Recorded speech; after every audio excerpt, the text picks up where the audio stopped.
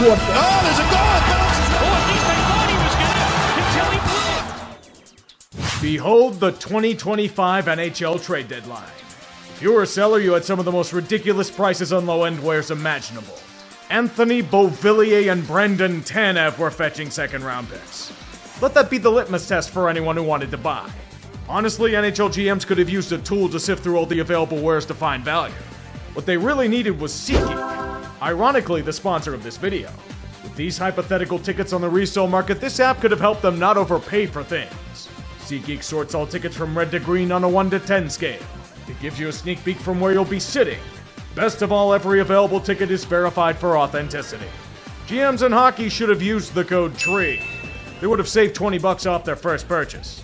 As for you, with the NBA and NHL playoffs coming up, there isn't a better time to use SeatGeek. It might even save you from this video. Or not. Taking control of things, we head to the Atlantic. The Battle of Florida isn't just for playoff bragging rights.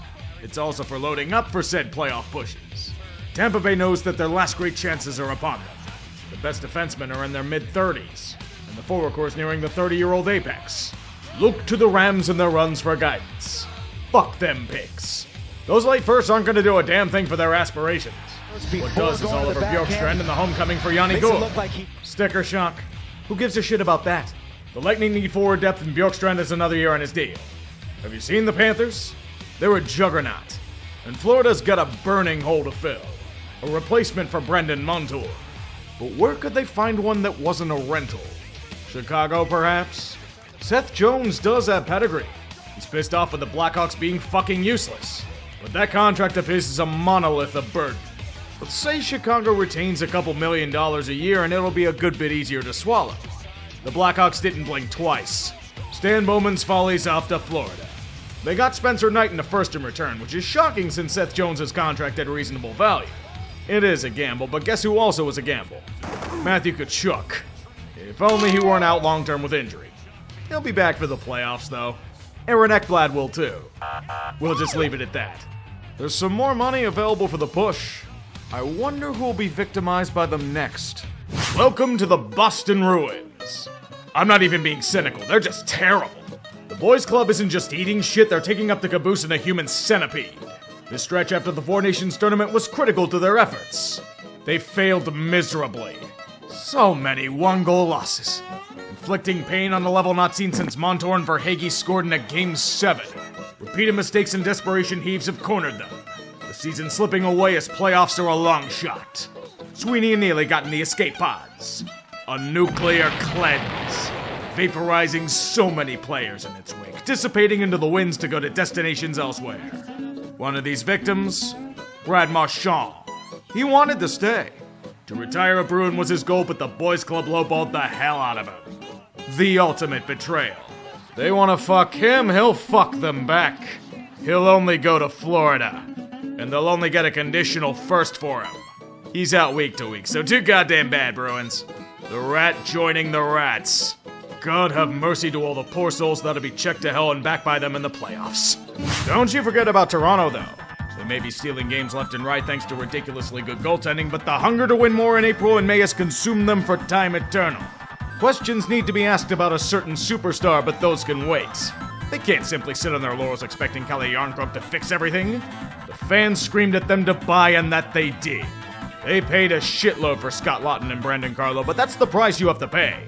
It was a lot they gave up for those guys, though. More to shore up the depth of the team, but their future banks on winning the Atlantic. It's gonna be a very tough ask. My fear is that it ends up like their quest for Mikko Rantanen. Attempting to stake a claim, but they came up short. Imagine if Mitch Marner had agreed to go to Raleigh. We would have shit our pants. Oh yeah, Mikko. The Rantanen experiment in Carolina has gone quite sour. There were hints of it with his lack of early production, but it's more than obvious Mikko is a bad fit in Brindamore's system. It's a demanding one, a style that takes away a good chunk of Rantanen's offensive abilities. Jack Drury had more goals in Colorado than Rantanen in Carolina. Even worse, Mikko was balking at every contract offer the Canes sent his way. He wanted nothing to do with this organization and he let the team know it. The fear of another Gensel saga consumed their thought process. They had to cut their losses. When you swing for the fences, there's a good chance you whiff. Fortunately, there was a man bold enough to take on such a risk. Jim Nill. He and his stars are hungry to finally ascend to a cup, and men like Mikko don't get onto the market often. He just doesn't want to pay $14 million a year for him. He'll offer $12 million a year for 8 years. Take it or leave it. Fortunately, Mikko ended his delusion of wanting Draisaitl money and agreed. Oh, glorious day. By God, look at that forward core depth. Even with trading away Logan Stankoven to Carolina. Good, beautiful Christ. The Canes unfortunately couldn't do anything else. They spent all their time on the Rantanen saga, so they were screwed elsewhere. This team has no luck. Carolina's rivals have to be licking their chops at the Hurricanes' deadline stumble. Washington, they're already way ahead of them. And their question's a simple one. Do you add a big piece and risk disrupting chemistry, or trust the horses that got them this far? The Capitals have done the former years before and it didn't work. They got something going and only made one move. I mean, when a second-round pick is the cost for Anthony Beauvillier, it might be wise to roll the dice with what you have. Columbus is thinking the same thing. Their main piece is going to be in Sean Monahan returning. And they've already gone over expectations this year. Even competing for the playoffs at this stage is a tremendous success. Luke Cunnin and Christian Fischer were the only players they added. Matthew Olivier was also rewarded for a job well done. I don't know about a 6-year deal for a bottom sixer, but Olivier's meshed well with the system. The Devils have also meshed quite well. A strong defensive cocoon only got stronger with time. When you add Brian Dumoulin to it and extend Jonathan Kovacevic, things are looking up for New Jersey. There's nothing that can take them down. The hell do you mean Jack Hughes is out for the year? Oh, fuck. There go the cup aspirations. Even the most optimistic soul out there can't get excited for Cody Glass' replacement. Or Daniel Sprong. Sprong still has a shred of trade value? Even if the Devils have some cushion in the standings, they have to look out for more than a few competitors for those spots. Ottawa's blossomed into a team worthy of playoff contention this season. The desire's there for a return to the big dance, but they need more offensive firepower. A gamble has to be made, and in Buffalo, Dylan Cousins is rotting away in real time. Like many before him, he needs to be freed from this hell. Look at what Florida did to Reinhart and Montour. The same can happen here. Josh Norris had to go to make sure the cap situation worked, but a hockey trade was made to further elevate them both. The only problem was Norris was one of Brady Tkachuk's good friends. We'll see where that leads eventually. Maybe all roads point to Fabian Zetterlund? They only gave up scraps to get him and he's pretty good. Seriously though, San Jose's Zach Ostapchuk? Troy can only hope for the same success. The recent run of form has been ugly. Very ugly. Going from holding serve for a playoff spot to falling into the mosh pit they climbed out of. Are they really ready for the big time yet? Todd McClellan's jolt might have worn off. But why sell when you've missed the playoffs for almost a decade? This calls for a reunion. Peter Mrazek? Really, Mrazek? Sure, they got Craig Smith as well, but this isn't exactly inspiring, boys. Montreal's sneaking up on you very quickly. They've got some solid high-end skill, but you can't let them overtake you. Kirby Doc's horrible injury luck has robbed him of another season again. And the phone's probably got injured at the deadline, too. Come on, Red Wings, you have to do something. Please? Here we continue the endless moving and shaking of all my Rangers. Nearly everything has gone New York's way this past month. Their winning, along with other teams falling off, has brought them back into the playoff picture. It's truly a sweet situation. Something that can only get sweeter with more moving and shaking. Pieces need to be added for a glorious return to April. Carson Soucy and Calvin DeHaan as rentals for the defense. Yusuf Parson and Nick Aube-Kubel for the forward core. The big fish has already been added, but there need to be more veterans to purge. Riley Smith. He can flee back to Vegas where they'll accept his treachery. And the whipping boy. What a terrible human being. Colorado can take these rotten goods for actual players. Another critical stretch has arrived. Can New York find it in themselves to push further? Will Shesty continue to get out of his February funk? Is the JT Miller swoon to be maintained with fervor? All this and more on the next episode of All My Rangers. Dallas isn't the only team trying to make things happen in the Central. Colorado's still gunning alongside them, and they've been white hot. Forward depth has always been the biggest concern for the Avs. Injuries forced to churn through so many pieces. And even with the team returning to health, they need reinforcements down the middle for the push. Sidney Crosby was unavailable, but Brock Nelson and Charlie Coyle are solid consolation prizes for the middle six. Jimmy Vesey and the Rags whipping boy known as Ryan Lindgren will also hopefully rebound to deliver strong defensive play. Not to mention a glorious return of a Stanley Cup champion, Eric Johnson. It's not jack, but it works. The Jets don't have to worry about these guys for now. They're flying high without restraint, and continue to surprise with their consistency and elite output on all fronts. All that needed to be done was fortify depth. Luke Shen and the return of Brendan Tanev are the pieces they chose for this quest. Both of them cost second-round picks. The cost of buying depth at the deadline. Yet Minnesota needs one thing and one thing alone. Kirill Kaprizov. Injuries have decimated their offensive production. A skid threatens them to a fate worse than death. The wild card. The rest of their division is unfortunately strong. And the Wild are ironically stuck in the wilderness. Justin Brazo's been a good story in Boston, so he'll be a good addition to the bottom six. Plus Gustav Nyquist's back. It's like he never left. Please get Kaprizov back soon.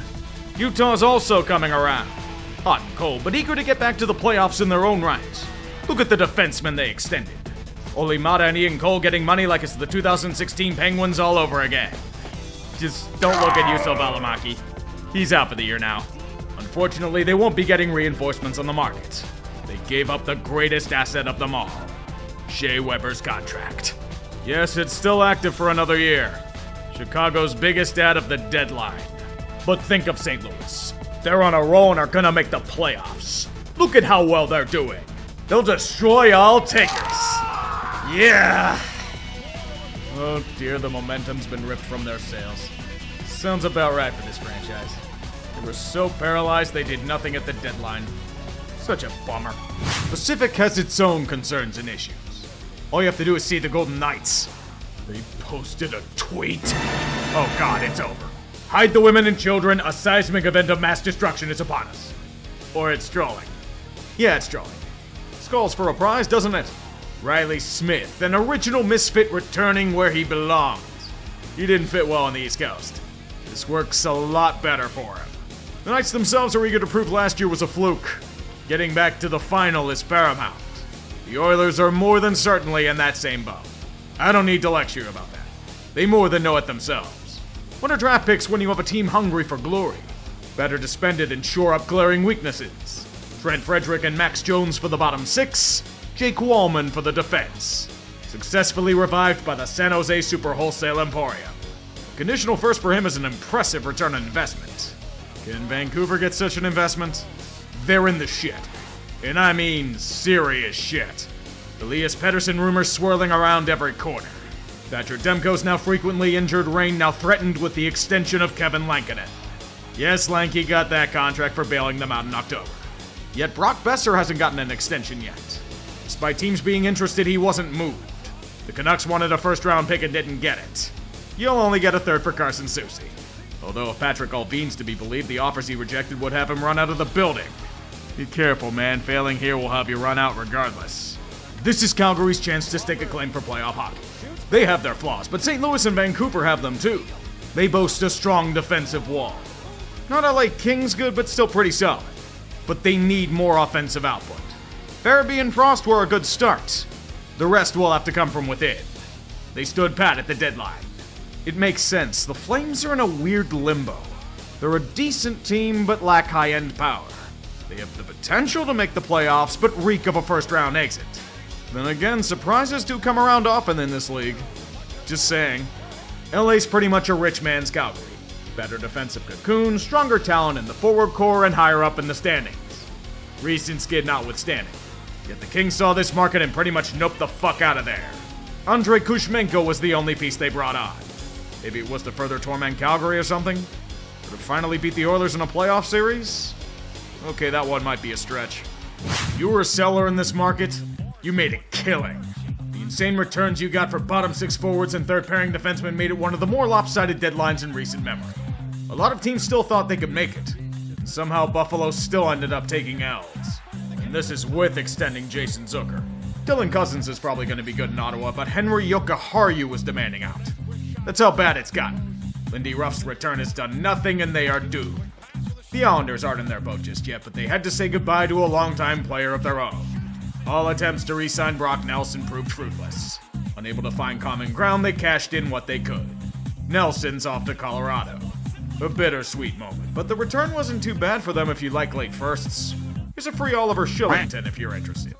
Philadelphia didn't do too much, but sold high on a few pieces they've been looking to offload. Scott Laughton and Andrei Kuzmenko are off to contenders for draft picks. And it's honestly all they could really do. Pittsburgh's in the same boat for the first time in an age. But not for you, Ricard Raquel, you're staying. Kyle Dubas had 1 goal and it was apparently to troll Barry Trotz. A second rounder for Beauvillier, a third and more for Cody Glass, trading Luke Shen for a second and a fourth after acquiring him and Tommy Novak from Nashville. Why did the Preds acquire Michael Bunting again? You'd think they'd just take draft picks for Shen, but what the hell do I know? It makes as much sense as Kyle's insatiable love for former Sioux Greyhounds. Kudos to San Jose, though. And I'm not talking about acquiring Vince Desharnais. That return for Jake Wallman, who you got for nothing earlier in the year? The epitome of hitting the jackpot. Seattle and Anaheim got nice returns for their wares as well, but they were given the standard rate. Meanwhile, Chicago got rid of Seth Jones' contract, and that was their Stanley Cup. They'll lift Shea Weber's deal up in celebration. Rantham in there was Jarvis. A little too far. Pasternak has it taken away by Jarvis. Right in front of the Bruins bench. Loose puck. Now it's given away. Jarvis. Shot. He scores! Oh, taking advantage of the miscue with 18.6 left. Seth Jarvis